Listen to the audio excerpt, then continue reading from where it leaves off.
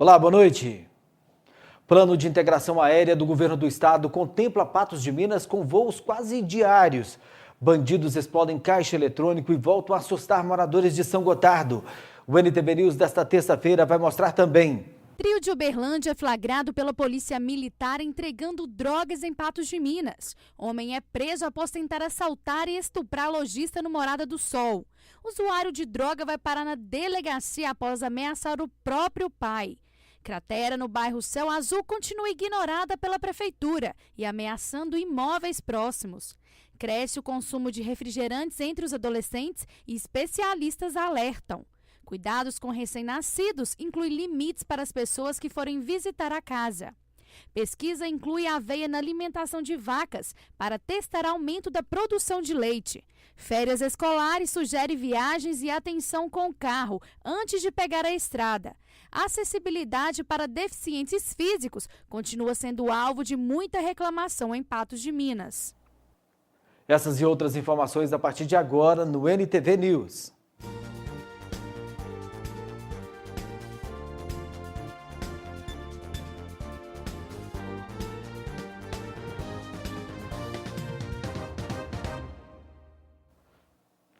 A Polícia Militar flagrou na noite desta segunda-feira o momento em que uma grande quantidade de maconha era entregue em um ponto de tráfico de drogas no bairro São José Operário, em Patos de Minas. 3 pessoas, 2 homens e uma mulher da cidade de Uberlândia foram presos em flagrante. O carro que eles usaram para transportar a droga também foi apreendido. A Polícia Militar apreendeu mais de 9 quilos de droga na madrugada desta segunda-feira. O fato aconteceu na rua 1º de Maio, bairro São José Operário, em Patos de Minas.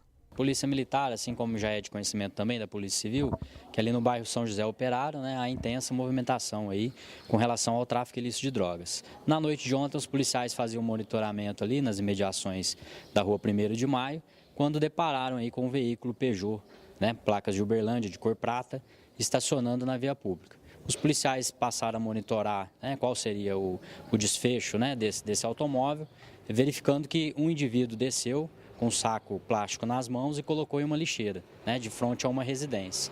Nesse momento eles foram abordados e constatou-se que também existiam mais 2 indivíduos que o acompanhavam, um total de 3. Um que teria deixado a droga na lixeira e mais um casal que o acompanhava. Foi procedida a abordagem, busca pessoal nos mesmos e ao verificar o interior do saco plástico foi constatado que se tratava de uma grande quantidade de maconha. Além das drogas, foi apreendido o carro utilizado, uma quantia em dinheiro e mais alguns materiais. O veículo foi removido para o pátio de apreensões, haja vista que ele estava sendo utilizado para transporte da droga e também foi apreendido certa quantia em dinheiro com os conduzidos. César Augusto Gonçalves Pereira, de 32 anos, Bruno Henrique Faria Alves, de 28 anos e Adriele Bernardes Melo, de 21 anos, foram conduzidos à delegacia. Todos eles já são conhecidos pela polícia. De acordo com o delegado Everton Evangelista, eles responderão pelo crime de tráfico de drogas e associação ao tráfico. Todos os 3 são provenientes da cidade de Uberlândia, mas verificando a ficha de antecedentes criminais dos mesmos, nós notamos que 2 deles, os homens, possuem já passagem por tráfico de drogas. Pela quantidade de droga, pela forma com que eles foram presos pela Polícia Militar, certamente eles serão autuados pelos crimes de tráfico e associação para o tráfico. O caso está nas mãos da Polícia Civil, que já está muito perto de descobrir quem é o destinatário que iria receber as drogas. O trabalho agora é investigar para poder chegarmos ao destinatário dessa droga. Nós já temos algumas informações, e tão logo ela se confirme, nós já conseguiremos aí fazer um pedido de prisão preventiva desse traficante, e levá-lo também ao cárcere juntamente aos demais. Moradores de São Gotardo voltaram a viver momentos de tensão nesta madrugada. Bandidos armados explodiram os caixas eletrônicos de uma agência no centro da cidade. Na fuga, eles teriam trocado tiros com a polícia. Tivemos uma noite de terror aqui. Por volta de 2h20 da manhã, mais ou menos, 2 bombas explodiram ali na Caixa Federal. Eu moro ali na esquina. Parecia que estava dentro de casa. Eu, meus pais, meus irmãos levantamos, fomos para o corredor, ficamos deitados e ouvindo um tiroteio que durou mais ou menos de 15 a 20 minutos. A gente não sabia o que estava acontecendo, a gente só deitou e começamos a rezar para que nada de mal acontecesse para ninguém.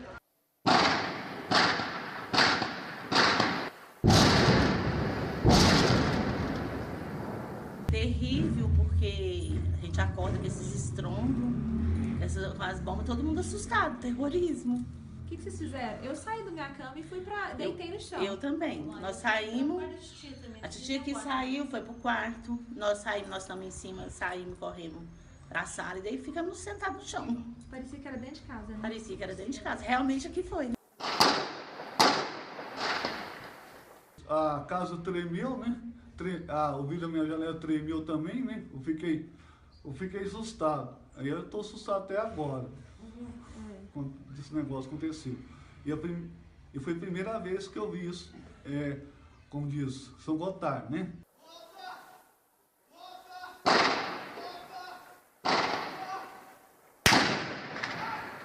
Tirei uns dias de férias lá em Belo Horizonte, vim ficar com a família aqui. E essa noite teve esse tiroteio. Parecia que tinha soltado uma bomba dentro da minha casa. Quase morri de medo. E aí? Aí pulei da cama e escondi atrás da parede lá, porque teve um tiroteio danado, fiquei com medo de bala perdida. Você percebeu que era tiro na hora ou você achou que era, sei lá, foguete, sonho? Não, percebi que era tiro na hora. Foi uma bomba muito forte, um barulho muito forte, e depois tiros de metralhadora, de arma mais potente, né? Você já tinha presenciado algo parecido? Não, nunca tinha presenciado não, achei que era um pouco mais leve, foi bem mais assustador do que eu pensava. Ouvimos um tiro próximo aqui, mas a gente pensava que era em qualquer lugar da casa, né? Mas nós fomos ver só de manhã. Situação. A seguir no NTV News, vamos mostrar a prisão de um ex-detento que teria se convertido à religião, mas acabou sendo preso acusado de tentativa de roubo e estupro. Dependente químico se arma com faca e ameaça o próprio pai para comprar mais drogas.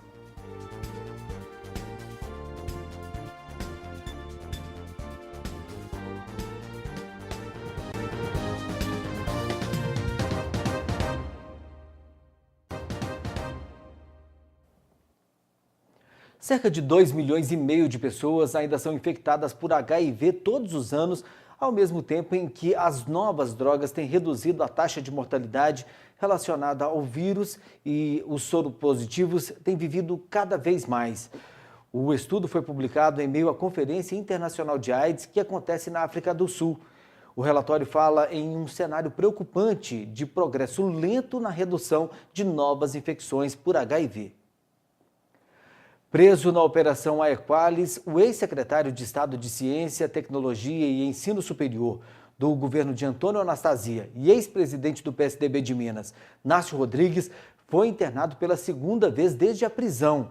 De acordo com o advogado Estevão Melo, ele foi encaminhado nesta segunda-feira para o Hospital Mater Dei em Belo Horizonte.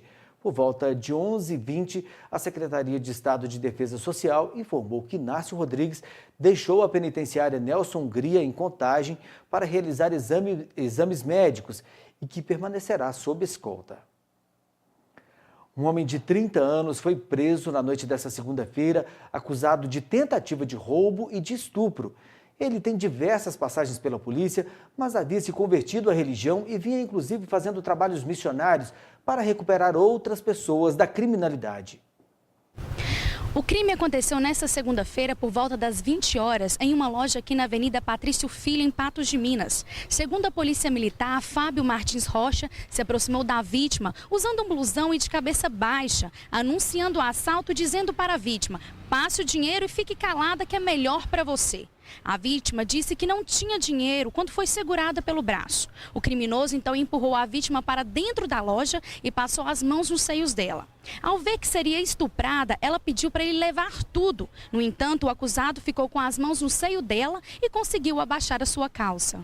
Felizmente, a vítima conseguiu escapar do criminoso. Ele passou a acariciar os seios dela e depois tentou abaixar as calças. Neste momento, ela temendo que pudesse vir, a ser estuprada, ela empurrou ele e saiu correndo pela rua, pedindo por socorro. E pelo fato de que ao lado da loja dela existia um bar. Alguns frequentadores desse bar contiveram o indivíduo até a chegada da Polícia Militar. Fábio Martins foi preso. Foi constatado que no mesmo dia ele havia cometido outro crime. Ele já estava sendo procurado pela polícia em razão de umas agressões, praticadas em detrimento de um ex-padrasto, que ele teria solicitado dinheiro para o padrasto e agredido fisicamente. Então a polícia já estava em rastreamento, atrás do mesmo, e aí ele acabou por ser preso nessa outra ocorrência. Fábio possui diversas passagens pela polícia, porém há algum tempo ele não cometia crimes. Bim era membro de uma igreja e já teria feito trabalho de evangelização no presídio Sebastião Satiro. Isso são informações extraoficiais, a gente não acompanhou aí o andamento das atividades dele após prisão e liberação, mas ao que tudo indica aí, o que a gente tem conhecimento é de que ele estaria realizando esse tipo de trabalho. E nessa tarde, a Polícia Militar levou para a delegacia um jovem de 23 anos que estaria ameaçando o próprio pai. O rapaz é dependente químico e estaria obrigando seu genitor a dar dinheiro para comprar mais drogas. Quem acionou a Polícia Militar foi o próprio pai, após ser ameaçado pelo filho, Braz José de Lacerda Júnior, de 23 anos. A Polícia Militar foi acionada, a comparecer lá na rua Vereador Manuel Machado, onde o senhor Carlos Alberto aí relatou que seu filho chegou em casa aí com sintomas de ter utilizado drogas. E ele apoderou-se de uma faca lá, e com essa faca ele apontou para o pai e exigiu que ele desse dinheiro para que ele usasse crack. Foi essas palavras utilizadas de acordo com o pai. O pai ficou com medo com a reação do filho e entregou o filho a quantia de R$20. Após o fato, o filho evadiu e nós iniciamos rastreamentos. Porém, durante os rastreamentos, nós retornamos de novo na residência do senhor Carlos Alberto para saber o local que o filho costumava frequentar, e ele nos relatou que o filho tinha voltado novamente e que tinha pouco tempo que ele tinha saído da residência e exigiu mais R$20 dele. Ele arrumou um emprestado, segundo ele, com um vizinho, entregou o dinheiro para o filho ainda pegou uma calça jeans do pai, e durante esse rastreamento aí nós deparamos com o filho dele deslocando, para fazer a troca dessa mercadoria. Ele já tinha, de acordo com o filho, ele já tinha utilizado a droga, não estava com mais dinheiro, apenas R$3 que tinha ficado no bolso dele, e estava vindo trocar a calça. O aposentado Carlos Alberto conta que o filho faz o uso de drogas desde os 16 anos. Ele tinha 16 anos, e desde essa época que eu estou lutando com ele, internei ele na Clínica Veredas, lá em São Paulo, lá em Tuverava, internei ele em Miguelópolis, lá em São Paulo. Desde os 16 anos que eu estou lutando com ele. Carlos Alberto não sentiu medo ao ver o filho com a faca, porém tomou uma atitude para evitar que algo pior acontecesse. Ele estava com a faca na mão e falou assim: pai, eu quero dinheiro. Eu quero dinheiro mesmo, eu quero mesmo. Aí eu falei para ele: não tenho, senhor. E vocês podem perguntar lá os vizinhos meus, já fez eu tomar dinheiro emprestado dos outros. Aí ele pegou uma calça velha minha, que tinha de valor, já vendeu tudo. Ele pegou e saiu, sumiu. Eu chamei, eu fui obrigado a acionar aqui, Braz Júnior já possui passagens pela delegacia. Ele possui passagem por usuário, apenas passagem por usuário. No próximo bloco, você vai ver a preocupação de especialistas com o aumento no consumo de refrigerantes entre os adolescentes e os cuidados com os recém-nascidos. Adotar limites em casa pode evitar doenças.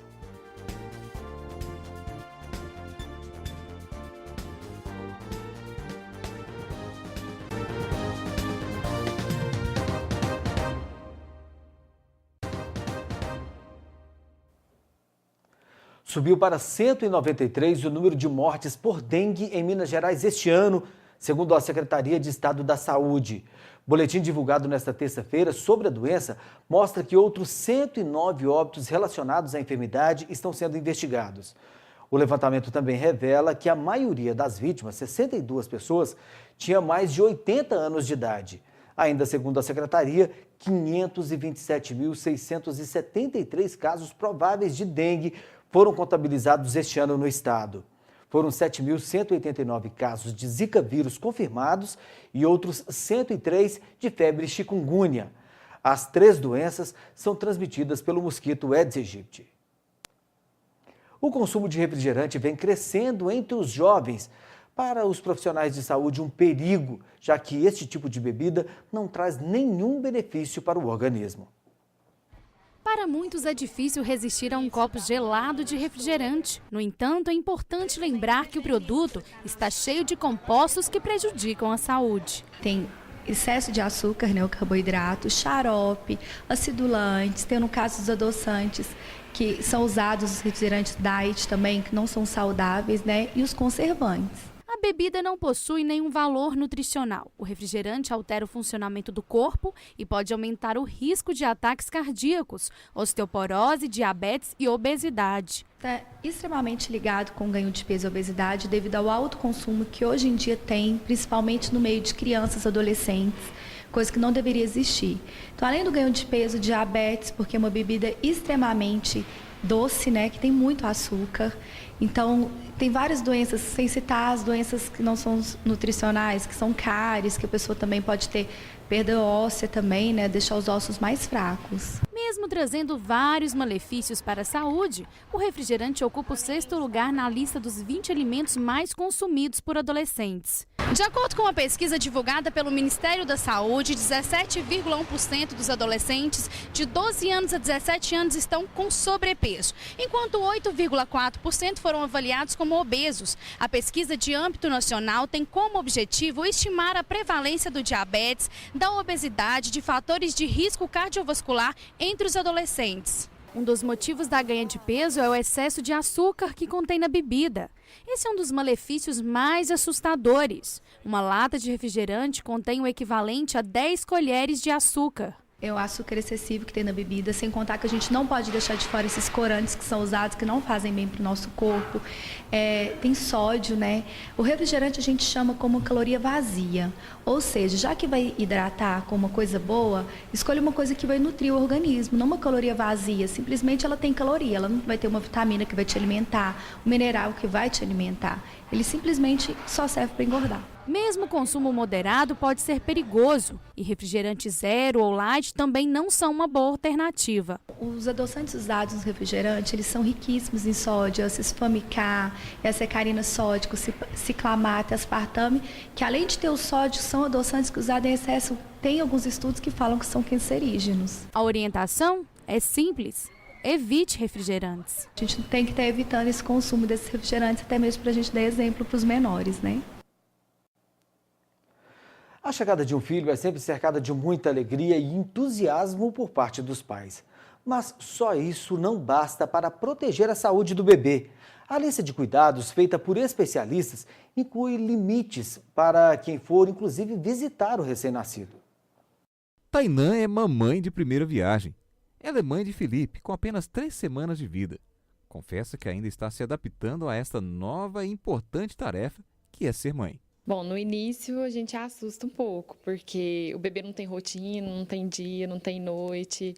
O nosso tempo é todo dele, a hora que ele quer, como eu estou amamentando só no peito, então a hora que ele quer amamentar é a hora que eu tenho que estar disponível para ele. Assusta um pouco mesmo, mas agora já está com 22 dias, eu já acostumei mais, já entrei na rotina dele. E cuidar de um recém-nascido é tarefa que requer cuidado e atenção para a melhor saúde do bebê. Você ter condição de ter um ambiente limpo, com materiais higienizados, né? O banho ele é diário, de preferência na parte da manhã, mas a família que vai escolher o melhor momento. Né? A temperatura ambiente ela deve ser agradável, não pode ter corrente de ar. E após o banho, a criança ela vai ser, né, toda secada, o coto umbilical também tem que ficar sequinho, tem que estar seco e limpo, né? Depois de seco, um cotonete com álcool 70, né? E depois enrolar ele na gazinha. Não precisa de passar mais nada, a não ser a limpeza normal com água e sabão, secar e passar o álcool 70 com a gazinha. O leite materno, por exemplo, contém anticorpos que passam de mãe para o filho e ajuda na imunidade da criança. A primeira vacina do neném é o colostro, então se a criança mama no peito, ela já fica bem prevenida. Além dos anticorpos que passaram para a criança durante a gestação, né, ela vai receber mais, que são os anticorpos do leite materno. Ainda segundo o pediatra, outros cuidados devem ser tomados com recém-nascidos, como na hora das visitas, por exemplo. As visitas elas têm que ser regradas, né? Não pode chegar uma turma muito grande, né? Então isso aí é a família que vai controlar, né? A quantidade de gente que vai visitar por vez, né? Aquela visita que tiver com algum tipo de infecção ou mesmo gripada, o ideal é que não vá visitar, né? Poucas pessoas vão pegar, não adianta chegar uma turma, todo mundo querer pegar o neném, que além do risco de infecção, tem também a criança fica agitada, fica intranquila, isso depois prejudica o sono, prejudica a mamar. Então o ambiente desse neném tem que ser o mais tranquilo possível. Então poucas visitas de cada vez. Outro detalhe importante, segundo o pediatra, é não se esquecer de lavar as mãos antes de pegar a criança, ou mesmo usar o álcool em gel. E o ideal é que você tenha no quarto do neném um frascozinho de álcool gel para higienização das mãos ali de maneira rápida, que é tranquilo, não é incômodo, não é vexatório, né? Qualquer um pode passar um álcoolzinho na mão ali que o neném agradece. Na casa de Tainã, o frasco de álcool em gel fica logo na entrada e no quarto do bebê.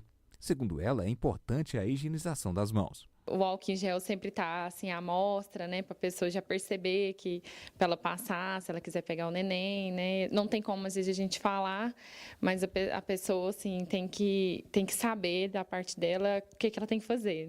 Às vezes tem gente que tem um hábito, já chega e já sabe que tem os cuidados com o bebê, já chega e já passa. Para o pediatra, o cuidado com a higiene é importante para evitar problemas de saúde nos bebês, como diarreias e doenças respiratórias. A prevenção, né, ela é simples, né, e deve ser feita por todos, né. A higienização das mãos, né, e de objetos que são utilizados no neném, eles previnem muitas doenças, inclusive a diarreia.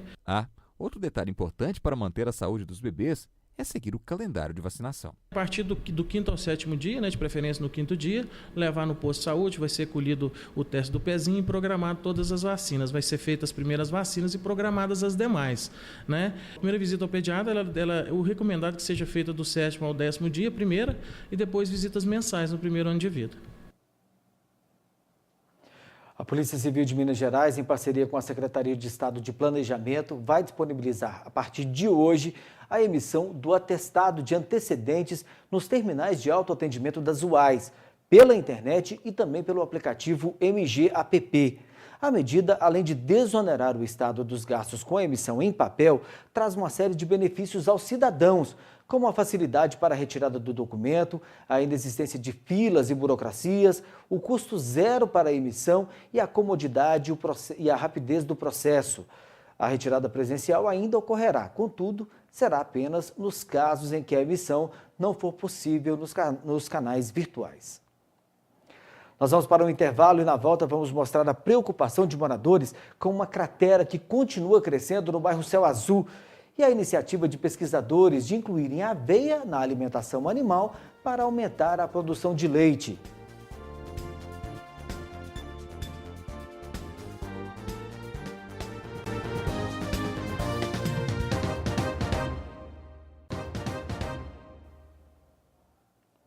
A ordem judicial da 2ª Vara Criminal da Comarca de Duque de Caxias, no Rio de Janeiro, de bloquear de novo o WhatsApp no Brasil, não durou mais do que 3 horas. O presidente do Supremo Tribunal Federal, o ministro Ricardo Lewandowski, decidiu na tarde desta terça-feira derrubar a decisão. Para o presidente do Supremo, o bloqueio foi uma medida desproporcional porque o WhatsApp é usado de forma abrangente, inclusive para intimações judiciais, e fere a segurança jurídica. Foram muitas promessas, discursos inflamados, mas na prática nada de solução. A erosão que toma conta de uma área de preservação no bairro Jardim Céu Azul continua crescendo. Quem tem imóvel nas imediações está preocupado.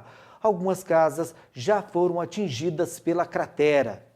O problema é antigo. Há 5 anos, os moradores desta rua no bairro Gramado lidam com a imensa cratera que se formou no quintal da casa deles. Aqui havia uma nascente, hoje se tornou um esgoto a céu aberto. Olha, tem mais ou menos uns 5 anos que a gente está brigando com a prefeitura, né? Independente do prefeito que estava lá dentro. As casas estão com sinais de rachaduras devido à erosão. Os moradores desta residência foram obrigados a saírem do local. Só sobraram partes da casa. Tem 2 vizinhos que estão, que a prefeitura está pagando aluguel para eles. Nós não saímos porque até então eles resolveram sentar e negociar.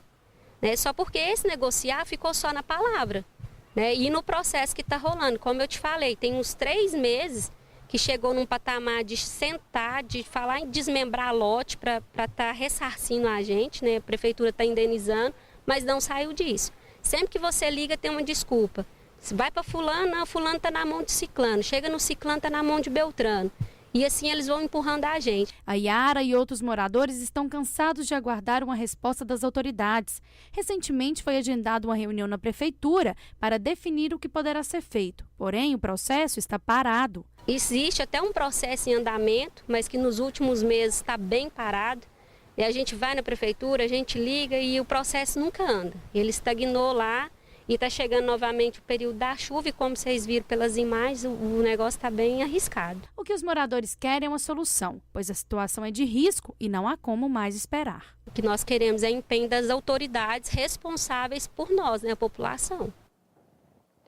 O Fundo Monetário Internacional, o FMI, está um pouco menos pessimista em relação à economia brasileira. Em relatório divulgado nesta terça-feira, o fundo melhorou pela primeira vez, após 5 revisões para baixo, sua projeção para o PIB do país este ano. A expectativa agora é de que a economia brasileira encolha 3,3% em 2016. Para 2017, o FMI agora prevê que a economia brasileira voltará a crescer. O órgão estima um avanço de 0,5% no PIB. Pesquisadores do campo experimental da EPAMIG, em Patos de Minas, iniciaram a realização de testes com aveia na alimentação do gado.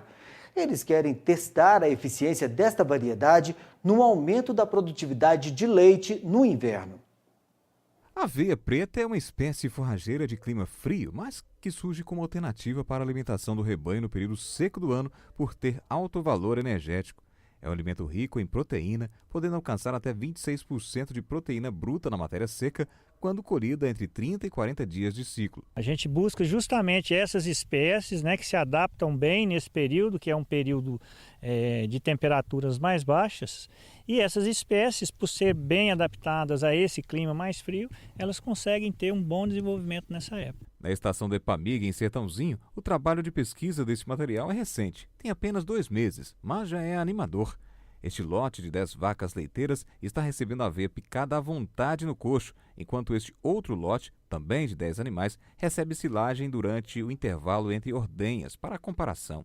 De acordo com o pesquisador, semanalmente é feita a pesagem do leite corporal. Os animais ainda farão pastejo na rebrota. O grupo de animais que está sendo alimentado com silagem, quanto o grupo de animais que está sendo alimentado com aveia, eles são comparados, né, os 2 lotes são comparados no intervalo entre ordenha.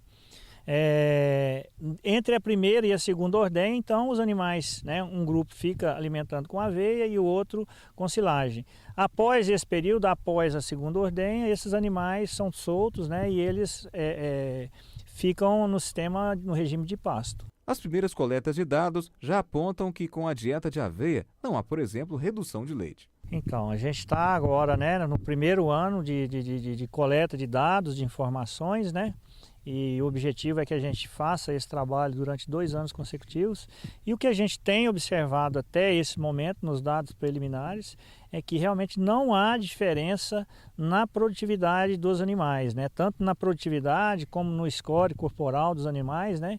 Então, a gente percebe que a aveia, né, ou uma outra fonte alternativa é capaz de suprir, né, capaz de substituir o alimento tradicional, que é a silagem. De acordo com o pesquisador, a aveia surge como uma alternativa para reduzir os efeitos da sazonalidade na produção leiteira.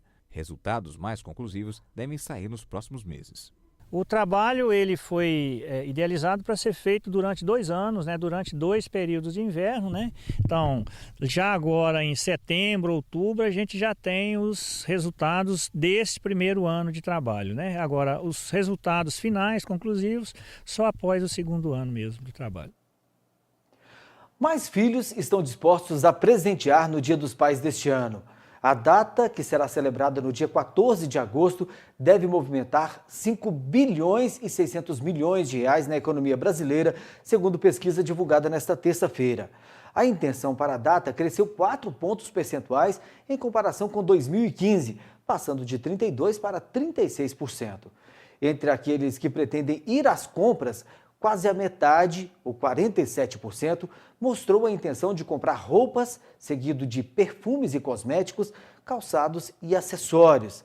A análise mostrou ainda que o preço médio do presente deve ser de R$ 100,97. Daqui a pouco no NTV News você vai ver as dificuldades enfrentadas por um deficiente físico para trafegar pelas ruas de Patos de Minas e vai saber o que fazer antes de pegar a estrada nesse período de férias.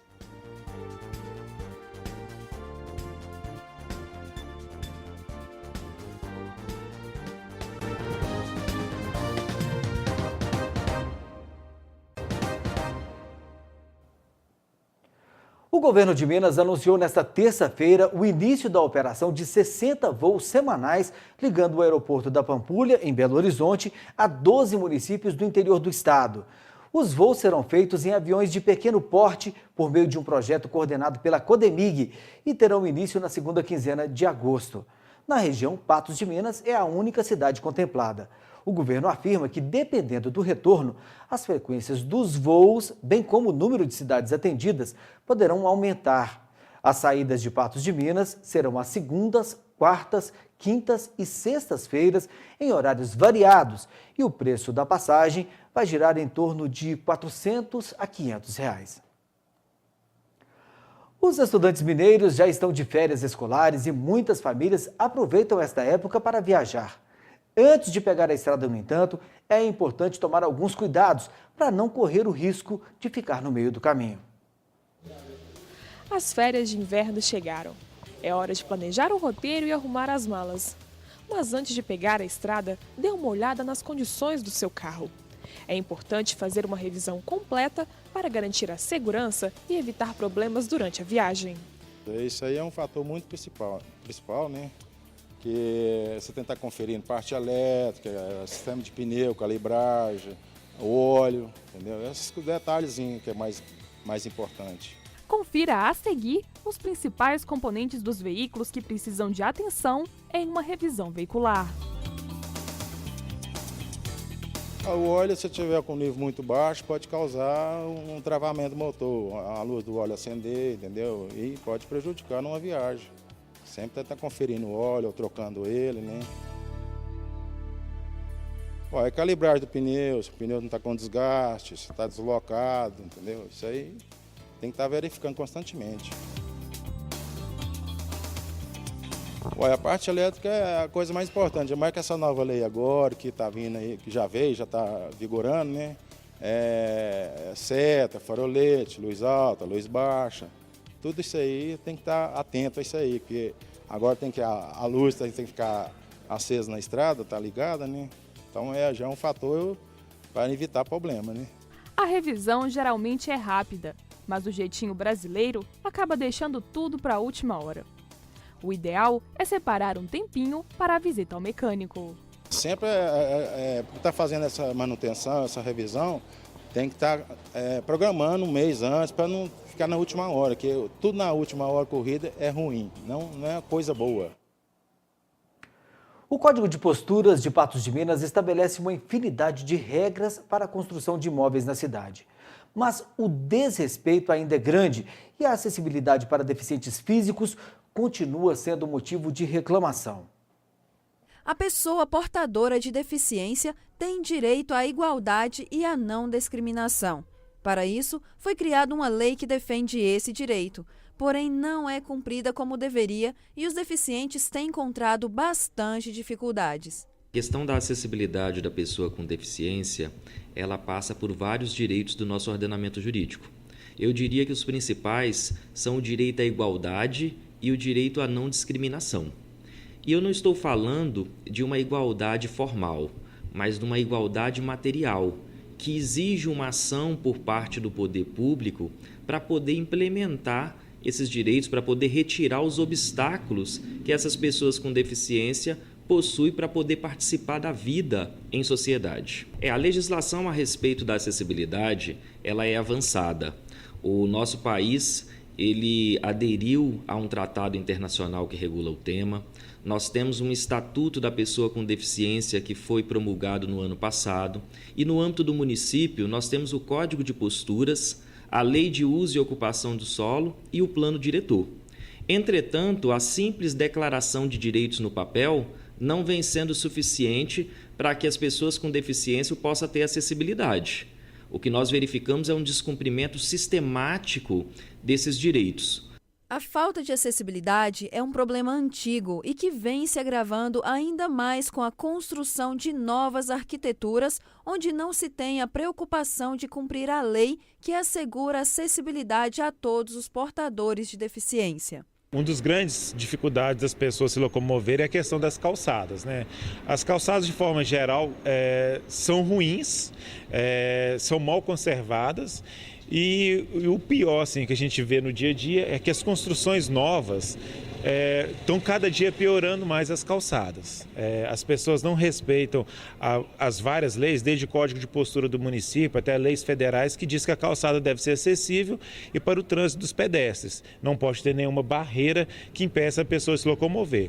Aqui é muito difícil porque as pessoas não têm a consciência de fazer a calçada de acordo com a lei do município, né? Então existe a lei, mas as pessoas não respeitam a lei. A legislação vem sendo reforçada, mas falta fiscalização e conscientização para que sejam realizadas as mudanças necessárias, assegurando o direito do deficiente. Se a gente for pegar o Código de Postura do município, eu não sei precisar a data exata, mas essa questão do Código tem mais de 30 anos que regulariza as calçadas aqui em Patos, com certeza. Nós temos a Constituinte de 88, que é onde lançou a Lei da Acessibilidade, que veio reforçar, que é uma lei federal, que veio reforçar essa questão da acessibilidade. Aí em 2014, novamente, veio uma resolução do Detran que novamente reforça a questão das calçadas. Lei temos, não temos fiscalização. A Prefeitura e o CREA, os órgãos competentes, não fiscalizam. A outra questão, alguns lugares eles fiscalizam, mas assim que esses fiscais viram as costas, os moradores vão lá e mudam todo o projeto, aí depois a pessoa não volta para verificar, os fiscais não voltam para verificar, falta conscientização das pessoas mesmo.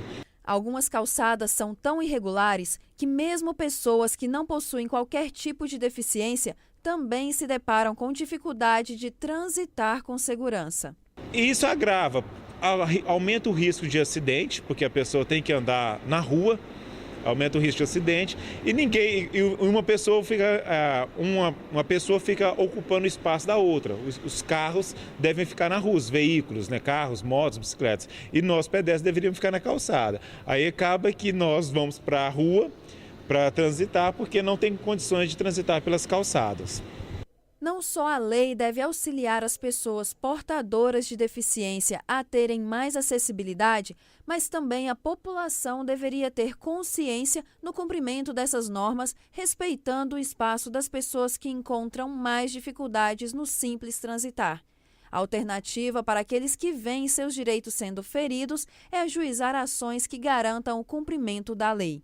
Eu acho que cabe ao cidadão com ou sem deficiência exigir que o Poder Legislativo e o Poder Executivo elabore e implemente políticas públicas para poder garantir esse direito à acessibilidade.